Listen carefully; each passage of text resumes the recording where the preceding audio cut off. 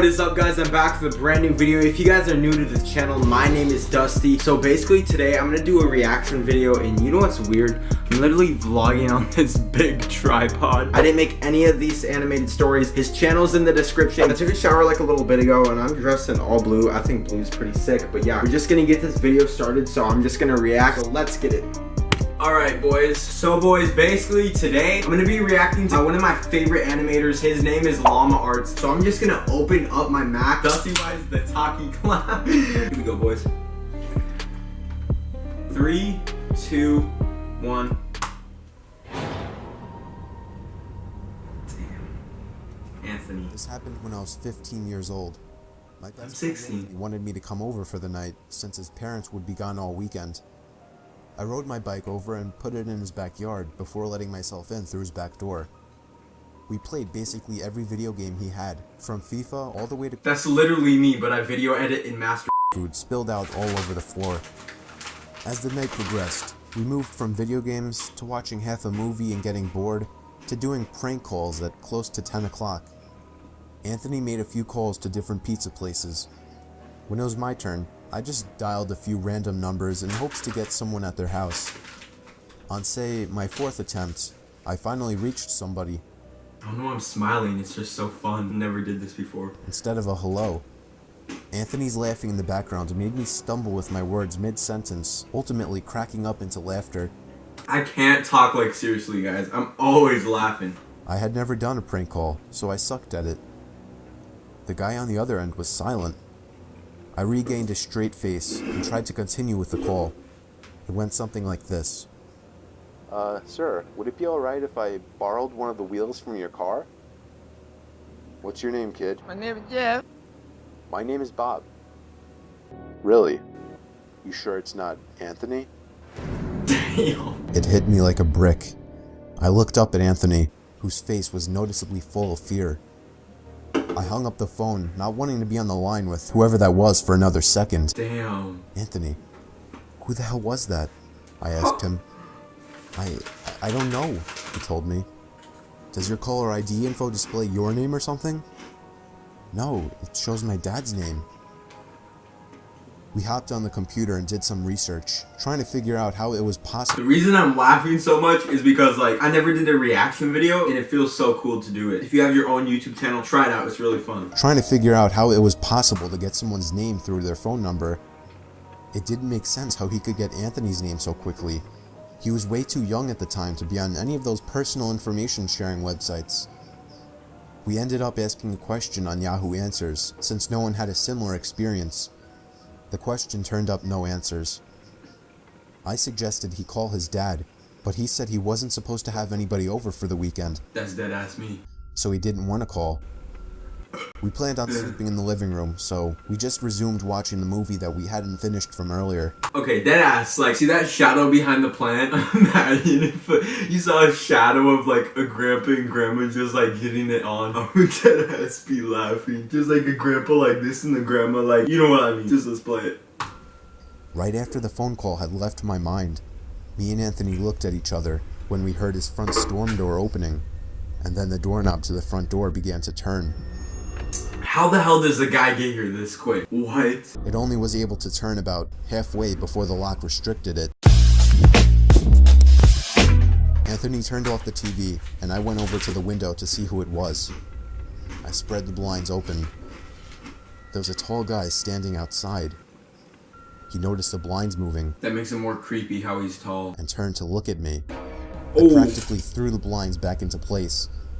Me and Anthony hid in the kitchen, listening for any more noises. We heard the sound of the gate to the backyard opening, as it was right outside the kitchen window. Damn. God damn it, I said. I forgot to shut the back door. Anthony urged me to run and shut it. I made it to the hallway leading to his back door, and froze. There was a silhouette. No, he's there. Oh my gosh. I don't think he noticed me, but he was surely looking into the house. He opened the door and stepped inside. I tiptoed to the kitchen and motioned for Anthony to follow me upstairs.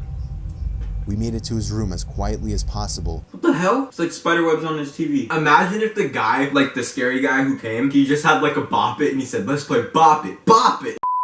We crawled under his bed. He had cloth covering the bottom of his bed, so you couldn't see anything under it unless you actually moved the cloth. The doors downstairs all opened, each one getting closer to the stairs. Thumps finally began up the stairs, and he was right outside the door now. The door to the room opened. I could hear Anthony's breathing. Fuck.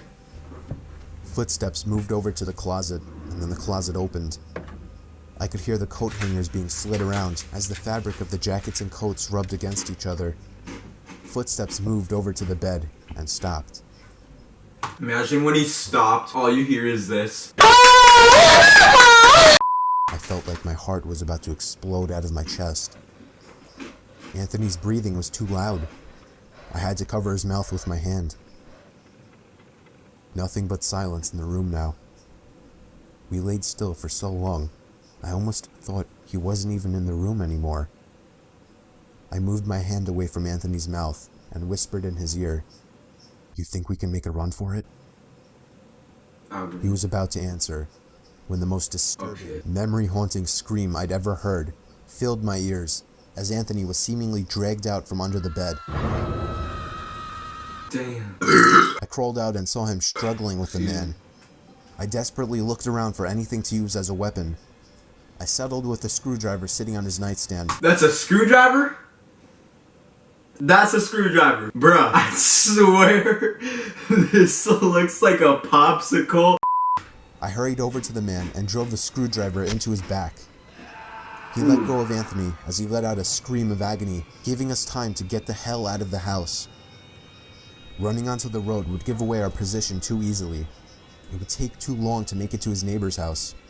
We dove for the tree line in the woods and took cover behind a bush, watching the house. That's sketch. The back door opened as the man stepped outside, looking around the backyard. House in the middle of nowhere. He then looked out to the woods. I felt his eyes pass me as he scanned through the tree line. Bruh. It seemed that it was too dark for him to see us. Then, he turned his head back in our direction. I ducked behind the bush. Bruh, I swear, did this guy put like a GPS in his ass or something? Say they just go to Africa and then this guy will just pop out of nowhere. Just gonna crack this open quick. Joe, he's coming. What? Dude, get up, we gotta run. He was right. The man was approaching us fast. How could he have seen us? We ran through the woods with the leaves crunching under us, giving away our position. That's a sick shot. When Anthony tripped over something, I crouched down with him. Trips over something in every movie. Hoping we had run far enough. Not even 20 seconds later, oncoming footsteps from the direction we were running from came fast.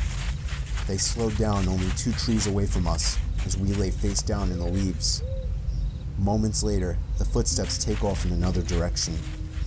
We waited until we could no longer hear them. Did the GPS stop working? I took off back in the direction of the house.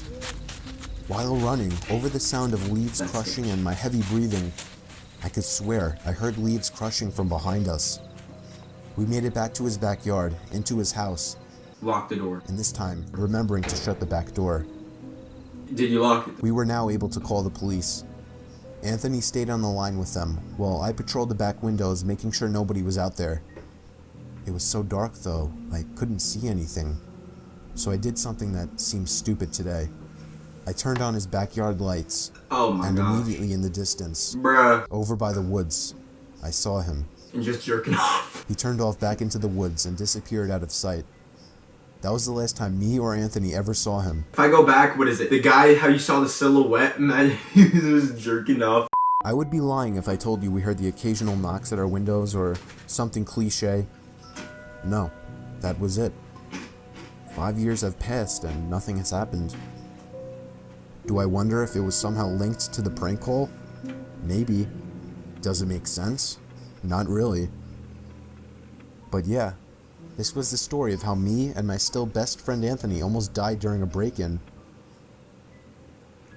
This is like the sketchiest story I've ever seen, guys. Oh, fucking chair, dude. Throw these away. But yeah, if you guys did enjoy, just drop a like and smash that subscribe button. I'm trying to upload every single day, but I actually uploaded October 1st, October 2nd, and then uploaded October 4th at night. But basically it counts. This is going up October 4th, I think, if I could get it out. I hope you guys are having a fun time. More Vlogoween videos are gonna be on the way. Comment down if you like these reaction videos. Thank you guys so much for watching, and it was your boy Dusty, and I'm out. Peace.